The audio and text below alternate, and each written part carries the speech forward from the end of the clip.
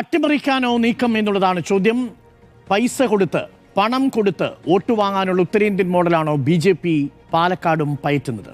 അതും ഞാൻ അത്ഭുതത്തോടു കൂടിയാണ് ഇന്നത്തെ മുഴുവൻ ഡെവലപ്മെന്റ് കണ്ടത്. ഒരു മനുഷ്യൻ, സ്ത്രീയോ പുരുഷനോ എന്നുള്ളത് കേട്ടോ, നിന്നങ്ങോട്ട് പൊളിയുന്നതിൻ്റെ ദൃശ്യങ്ങളുണ്ടല്ലോ. എന്തൊരു തരം ന്യായീകരണമാണെന്നുള്ളത് അത്ഭുതപ്പെടുത്തുന്ന കാര്യമാണ്. ഒന്നാമത്തെ കാര്യം, ഇതിൻ്റെ തുടക്കം ഒളേരിയിൽ ഒരു സൂപ്പർ മാർക്കറ്റിൽ വെച്ച് കിറ്റ് കൊടുക്കുന്ന വാർത്തയാണ് ആദ്യം വരുന്നത്. അപ്പോൾ ആ വാർത്ത വന്നു കഴിയുമ്പോൾ പിന്നീട് അത് ആവർത്തിക്കാതിരിക്കാനുള്ളൊരു മിനിമം ബുദ്ധി കാണിക്കുക എന്ന് പറയുന്നതില്ലേ. പിന്നീട് വാടാനപ്പള്ളിയിൽ വെച്ച് അതേപോലെയുള്ളത് വീണ്ടും കണ്ടെത്തുകയാണ്, വീണ്ടും കിറ്റുകൾ. ഇന്ന് തൃശ്ശൂരിൽ 750 കിറ്റുകൾ. നേരത്തെ സ്മൃതി മാഡം പറഞ്ഞതുപോലെ അവിടുത്തെ ഒരു പ്രാദേശിക നേതാവ് അബിൻ്റെ സഹോദരൻ അനീഷിൻ്റെ അച്ചാർ കമ്പനിയിൽ വെച്ചിട്ടാണ് ഈ കിറ്റുകൾ 750 കിറ്റ് കണ്ടുപിടിക്കുന്നത്. അച്ചാർ കമ്പനിയിൽ എന്തിനാ അരിയും പലവ്യഞ്ജനവും അതെന്തിനു വേണ്ടിയിട്ടാണ് സൂക്ഷിക്കുന്നത്? കഴിഞ്ഞ ദിവസം ദേവനടക്കമുള്ള നേതാക്കൾ ഇനി അവർക്ക് ന്യായീകരിക്കണമെങ്കിലും അവരുടെ നേതാക്കളടക്കം ആ സ്ഥലത്ത് ഉണ്ടാവുകയല്ലേ. ഇനി എനിക്കിതിലുള്ളൊരു കൗതുകം എന്ന് വെച്ചാൽ, ഇപ്പോൾ ആദ്യം ഇങ്ങനൊരു സംഭവം റിപ്പോർട്ട് ചെയ്യപ്പെടുന്നു തൃശ്ശൂർ വെച്ച്. ഈ ഇലക്ഷൻ കമ്മീഷൻ എന്ത് ചെയ്യുക? ഇതിലേതെങ്കിലും ഒരു കേസ് ഇലക്ഷൻ കമ്മീഷൻ്റെ നേരിട്ടുള്ള പരിശോധനയിൽ കണ്ടുപിടിച്ചിട്ടുള്ളതാണോ? അല്ല, മറ്റ് സ്ഥാനാർത്ഥികളും രാഷ്ട്രീയ പാർട്ടികളുടെ പ്രവർത്തകരും മാത്രമാണ് ഇതിൻ്റെ എല്ലാം അവർ ഇരുന്ന് പരിശോധിക്കുകയും അത് കണ്ടെത്തുകയും അവിടെ പോയി സമരവും പ്രതിഷേധവും പ്രക്ഷോഭവും നടത്തുമ്പോഴാണ് ഉദ്യോഗസ്ഥർ വരുന്നത്. അപ്പോൾ ഈ നാട്ടിൽ ഇലക്ഷനുമായി ബന്ധപ്പെട്ട് പോലീസിൻ്റെ മുഴുവൻ സംവിധാനങ്ങളും പരിശോധനാ സംവിധാനങ്ങളും ഒക്കെ ഇങ്ങനെ ഒരു സ്വതന്ത്ര സംവിധാനത്തിന് നമ്മൾ കൊടുക്കുന്നത് എന്തിനാ? ഇത് സുതാര്യമായി, ഇത് സമ്മർദ്ദമില്ലാതെ, ഇത് ആനുകൂല്യങ്ങൾ നൽകാതെ നടപ്പിലാക്കുന്നുണ്ടെന്ന് ഉറപ്പുവരുത്താൻ വേണ്ടിയിട്ടല്ലേ ഈ സംവിധാനം ഇവിടെ പ്രവർത്തിക്കുന്നത്. ഇവരെന്ത് ചെയ്യുകയാണെന്നൊരു ചോദ്യം ചോദിക്കാൻ ജനാധിപത്യ വിശ്വാസികളായ നമുക്കൊരു അർഹതയില്ലേ? അതുണ്ടാകുന്നില്ല എന്നതൊരു പ്രശ്നമാണ്. അതിനും ശേഷമാണ് ഈ സാരിയുമായി ബന്ധപ്പെട്ട കാര്യം വരുന്നത്. സ്ത്രീകൾക്ക് ഇവരെന്താ വിചാരിക്കുന്നത് കേരളത്തിലെ വോട്ടർമാരെ കുറിച്ചെന്നുള്ളതാണ്. ഈ വോട്ട് വാങ്ങിയിട്ടാണ് ഇവർ ജയിക്കാൻ നിൽക്കുന്നത് ജനാധിപത്യത്തിലെങ്കിൽ സാരി കൊടുത്ത് വോട്ട് വാങ്ങുക എന്നൊക്കെ പറയുന്ന സാഹചര്യത്തിലേക്ക് ഇവർ പോവുകയാണ്. ഇവർ ഈ പറയുന്ന ഉത്തരേന്ത്യൻ സംസ്ഥാനങ്ങളിൽ നടപ്പിലാക്കിയ തരത്തിലുള്ള തരംതാണ രാഷ്ട്രീയ പ്രവർത്തനം കൊണ്ട് ഇവിടെ ഇറങ്ങിത്തിരിക്കുന്നത് ഈ നാട്ടുകാരെ ഡിസ്ക്രെഡിറ്റ് ചെയ്യുന്നതിന് തുല്യമാണ് എന്നുള്ളത് അവർക്ക് കേരളത്തെക്കുറിച്ച് അറിയില്ല എന്നുള്ളതാണ്. അതുകൊണ്ടാണ് അവർ ഈ പറയുന്ന ഈ കേരള സ്റ്റോറിയൊക്കെ വരുമ്പോൾ അതിനെ സപ്പോർട്ട് ചെയ്യാൻ പോകുന്നത്. മദ്യം കൊടുത്തു എന്ന് പറയുന്നതുമായി ബന്ധപ്പെട്ട് പരാതിയുണ്ട്. കഴിഞ്ഞ ദിവസം ശിവൻകുട്ടി ഒരു ആരോപണം ഉന്നയിച്ചു. UP രജിസ്ട്രേഷനുള്ള വാഹനങ്ങൾ നിരന്തരം നേമം മണ്ഡലത്തിൽ വന്നു പോകുന്നു എന്നുള്ള ആരോപണം ഉന്നയിച്ചു. അതുമായി ബന്ധപ്പെട്ട് എന്തെങ്കിലും പരിശോധന നടത്തിയോ? ഇല്ല. അപ്പം ആ ആരോപണം ഉണ്ടാകുമ്പോൾ അതിൻ്റെ ദൃശ്യങ്ങളടക്കം പുറത്തുവിടണം എന്നുള്ളതാണ് BJP ആവശ്യപ്പെടുന്നൊരു കാര്യം. പക്ഷേ അതിൽ പരിശോധന നടത്തണം എന്നുള്ളതാണ്. ഈ ഇപ്പം ഗോപാലകൃഷ്ണനുമായി ബന്ധപ്പെട്ട കാര്യം, അതിലെന്തെങ്കിലും നടപടി ഉണ്ടായിട്ടുണ്ടോ? ഇല്ല. അപ്പോൾ ഇങ്ങനെ സ്വതന്ത്രമായി വിലസാൻ അനുവദിച്ചു നൽകുക എന്നുള്ളതാണ്. ഇനി ശോഭാ സുരേന്ദ്രൻ്റെ കാര്യത്തിലേക്ക് വരാം. എത്ര ആത്മവിശ്വാസത്തോടു കൂടിയാണ് അവാസ്തവമായ കാര്യങ്ങൾ പറയുന്നത്. ഇനി അത് പറയുന്നതിലെ ഘടകവിരുദ്ധത കൈയെടുത്ത് നമിക്കേണ്ട കാര്യമാണ്. അവനവനെ ഒരു ട്രാപ്പ് ഉണ്ടാക്കാൻ കഴിയുക എന്ന് പറയുന്നത്, അത് വളരെ കോൺഫിഡൻസോട് കൂടിയാണ് ഈ കാര്യങ്ങൾ പറയുന്നത് എന്നുള്ളതാണ്.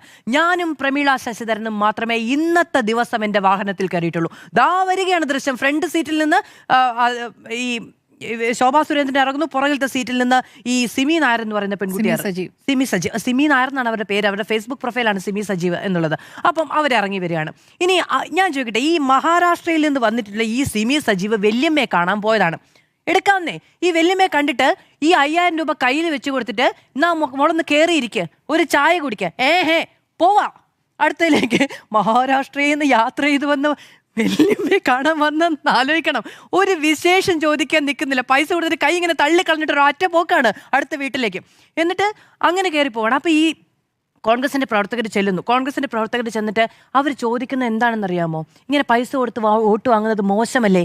ഇതിലെവിടെയാണ് പുലഭ്യം, എവിടെയാണ് തെറി? ഇപ്പോൾ കുറച്ച് മുമ്പ് ഡിബേറ്റ് വിത്ത് മാധു സജിയിൽ പ്രശാന്ത് ശിവൻ വന്നിട്ട് പറയാണ് പുലഭ്യം പറഞ്ഞു. അപ്പോഴാണ് അവർ പ്രകോപിതയായത്. തെറി പറഞ്ഞു. ഈ നോട്ട് കൊടുത്ത് വോട്ട് വാങ്ങുന്നത് മോശമല്ലേ എന്നതിൽ എവിടെയാണ് പുലഭ്യം? പ്രേക്ഷകർക്ക് ആർക്കെങ്കിലും അറിയാമോ? മാത്രമല്ല, ഒരു കോമൺ സെൻസിന്റെ ഇഷ്യൂ ഉണ്ട്. അത് അവനവനുമായിട്ട് താരതമ്യം ചെയ്യുന്നുണ്ട്. എന്താണെന്നറിയാമോ?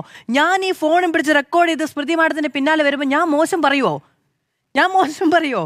അപ്പൊ ഇങ്ങനെ മനുഷ്യന്റെ കോമൺ സെൻസിനെ അങ്ങ് പരീക്ഷിക്കുകയാണ് എന്നുള്ളതാണ് പ്രശ്നം. എന്നിട്ട് ഈ വല്യമ്മയുടെ കാര്യം പറയുന്നു. അപ്പൊ അവര് തന്നെ പറയാണ് പണം കൊടുത്തു എന്നുള്ളത്.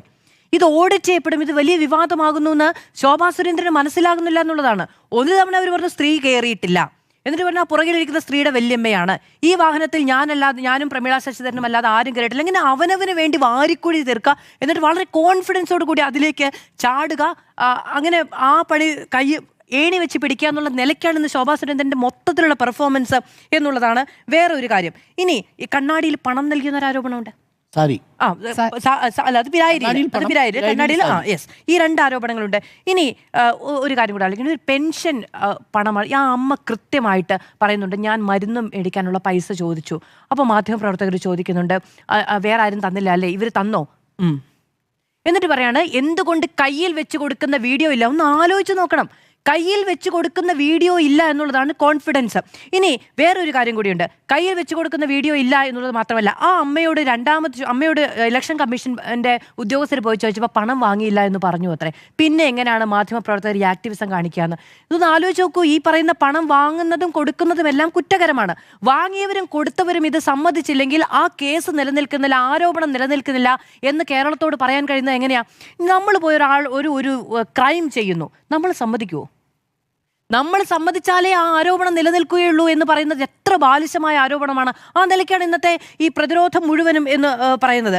ഇനി വേറൊരു കാര്യം പറയട്ടെ, ഈ എന്താണ് ഒരു കൂടുതൽ വിലസണ്ട എന്നാണ് അവിടെ നിന്ന് പറയുന്നത്. കരണമടിച്ച് പൊട്ടിക്കും എന്ന് പറയുകയാണ്. നമ്മൾ എത്ര ഓഡിറ്റ് ചെയ്യുന്നുണ്ട് നമ്മുടെ കേരളത്തിലെ രാഷ്ട്രീയ നേതാക്കളെ? ഇപ്പം മുഖ്യമന്ത്രി ചില വാക്കുകൾ പറഞ്ഞു, എത്ര നിശ്ചിതമായ വിമർശനം കേൾക്കുന്നുണ്ട്. മുഖ്യമന്ത്രി അത് ആവർത്തിക്കുന്നുണ്ട്, അത് അങ്ങനെ തന്നെയാണ് പറയേണ്ടതെന്ന് പറയുന്നുണ്ട്. അപ്പം അതിൽ പക്ഷെ വിമർശനം നേരിടേണ്ടി വരുന്നുണ്ട്.